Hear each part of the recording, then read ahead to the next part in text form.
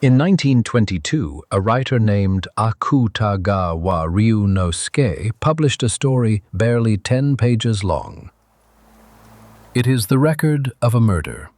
A man is found in a bamboo grove, a single sword wound through his chest. 7 people are brought before the court to testify. 3 of them confess to the killing. They cannot all be telling the truth. By the end, you will understand why each of them needs to be. 30 years later, a director named Akira Kurosawa filmed this story and gave it the name the world remembers, Rashomon. This is the story underneath that film. 7 testimonies retold. Nothing has been added, nothing has been solved. There is no judge in this story that you will ever hear speak. There is only the question he asks, the same question 7 times, and the 7 answers set down one after another. The first 4 are witnesses. They tell you what they saw. The last 3 are the only people who were in the grove. They tell you what they did. Listen to the witnesses first. Hold on to what they say. You will need it.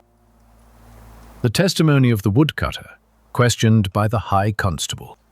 Yes, my lord, I was the one who found the body. This morning, my usual round, cutting cedar in the hills behind Yamashina. The body was in the grove, where the bamboo runs in with the saplings. Where exactly? A little off the Yamashina road, my lord, a lonely stretch. Bamboo and a few thin cedars all grown together. He was lying on his back. Pale blue robe, the soft kind they wear in the capital.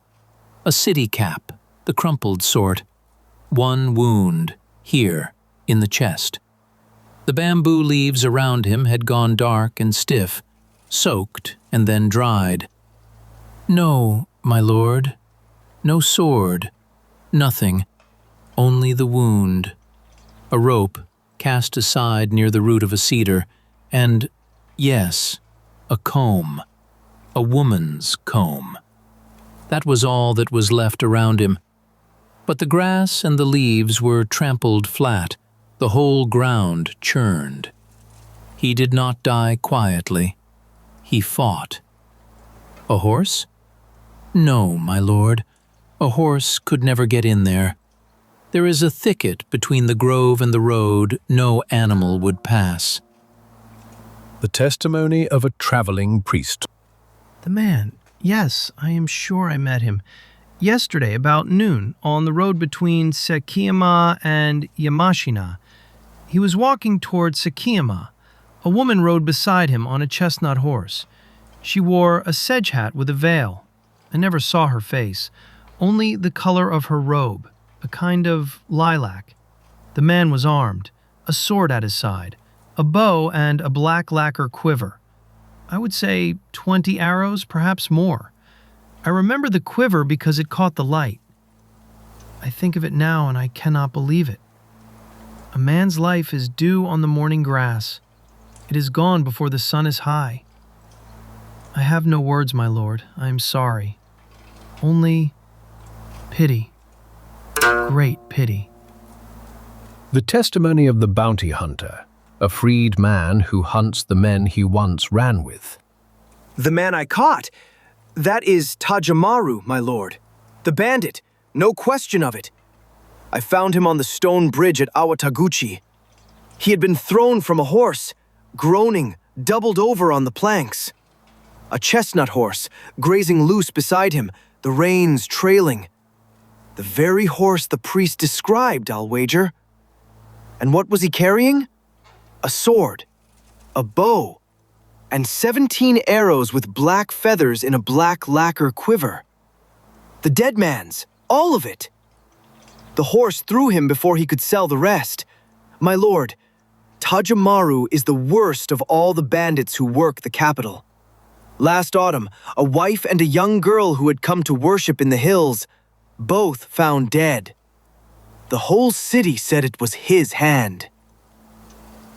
If it was Tajōmaru who killed this man, then where the woman on that chestnut horse has gone, that is the question your lordship should be asking. The testimony of an old woman, the dead man's mother-in-law. The dead man is my daughter's husband, not of the capital, my lord, a samurai of Wakasa province. His name was Kanazawa no Takahiro, 26 years old, a gentleman, so gentle he could not have made an enemy in this world. My daughter? Masago, 19, a spirited girl, fierce, my lord, fiercer than most men. She never knew any man but Takahiro. A small face, oval, the skin a little dark, and a mole at the corner of her left eye. Yesterday the two of them set out for Wakasa, and it has come to this. What has my child done to deserve it? My son-in-law I have lost. I have made my peace, but my daughter, where is my daughter? I beg you, my lord, leave no grass, no thicket unsearched. Find her, find my girl. And here the old woman's voice breaks, and the record of the witnesses ends. A body, a missing wife, a captured bandit wearing the dead man's arrows. Now the three who were in the grove begin to speak. Watch what each of them reaches for. The confession of the bandit, Tajōmaru. Kill him? Yes, I killed him. But not the woman. I have no idea where she went, and you may put me to whatever torture you like, my lord. I cannot tell you what I do not know. I'll tell it plainly. I passed them on the road near noon. A breeze lifted the edge of her veil just for a moment, and I saw her face. One moment. Then the veil fell. But it was enough. In that instant, I decided I would have her, even if I had to kill the man to do it. Killing? You flinch at the word. You shouldn't. You people kill without a sword, with power, with money, with a few soft lies that ruin a man for life. No blood is spilt, and the man is just as dead. At least when I kill, I use a blade. I am the honest one. To take the woman, I had to draw the husband off. So I told him a story. An old burial mound, deep in the hills. I'd opened it, I said, and found it stuffed with swords and mirrors and gold. Buried it all again at the foot of the grove. I'd sell it cheap to the right man. Greed is a quiet thing. I watched it open in his face. Within the hour, I was leading them up into the cedars. I left the woman and the horse at the edge, took the man in alone, deeper, where the bamboo thickens. The treasure was just ahead, I said. He pushed in after me, and when the cedars closed around us, I had him. A short struggle. A man who carries a sword is not always a man who can use it. I bound him to a cedar trunk and filled his mouth with bamboo leaves so he could not cry out. Then I went back for the woman, told her, "Your husband has been taken ill. Come quickly." She came, and the moment she saw him bound to that tree, a blade was in her hand, a small dagger, out of nowhere, out of her breast.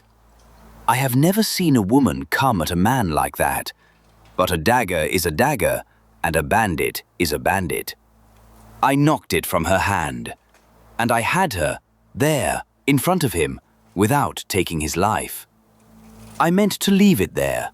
I had what I came for. The man's life was nothing to me. But as I turned to go, she caught my sleeve. And she said a strange thing. She said, "One of you must die." To be shamed before two men, she could not bear to live with it. She would go with whichever man was left standing. In that moment, I wanted to kill him. Don't look at me like that, my lord. Even now the wish shames me. But you did not see her face when she said it. So I cut him loose, and we fought, a fair fight, sword to sword. Counted, our blades crossed 23 times. 23. No other man in this country has ever crossed swords with me past 20 and lived to the count. On the 23rd, I ran him through. When I turned, the woman was gone, fled while we fought. I took his sword, his bow, his arrows, the horse. The sword I sold before the day was out. That is my whole confession. I always knew my head would end on the execution ground. Give me the worst you have. A penitent's confession made before the temple at Kiyomizu. The woman, Masago. When the man in the blue silk had done what he did, he looked at my husband, bound to the tree, and he laughed. And he was gone into the grove. I tried to run to my husband. He was still tied. I crawled to him, and I looked up into his face, and what I saw there, I have not stopped seeing since. Not anger, not sorrow, not even pity for me. Cold, freezing, contempt. He looked at me the way you look at a thing you have thrown away. I think I cried out. I think I fainted. When I came to myself, the bandit was long gone, and my husband was still bound to the cedar, and he was still looking at me, with that same loathing, through me, past me, and I understood that I could not live, but I could not let him live to despise me either. So I said to him, "Then we will die, both of us, together. You saw my shame. You will not outlive it." He could not speak. The leaves were still in his mouth, but his eyes moved, and I read in them, yes. I have told myself every day since that I read in them, yes. I took up the dagger from the grass, and I drove it through the blue silk into his chest. And then the dark came down again. When I woke, he was cold. He was dead. And I was still alive. I threw myself into the pond at the foot of the mountain. I tried, my lord, every way a woman can try. I could not die. What is left for a woman who could not even manage that? What should I have done? 2 confessions now. The bandit killed him in a duel, for pride. The wife killed him with her dagger, for shame. 2 knives, 2 killers, 1 wound. And the only man who can say which of them is lying has been dead since yesterday at noon. So the court does the one thing left to do. It calls him.